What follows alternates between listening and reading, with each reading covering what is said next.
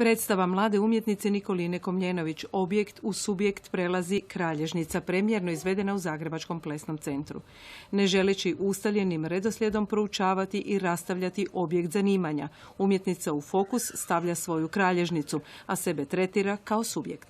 Baš zbog tog što s jedne strane mogu analitički gledati na tu kralježnicu, njezine deformacije, stupanja, odstupanja, opet s druge strane koje sve mogućnosti imam s obzirom na tu deformaciju. U pokret kreće od odstupanja. Dvostruka skolioza i lordoza te spušteno rame donose bol koju autorica iskorištava kao prednost.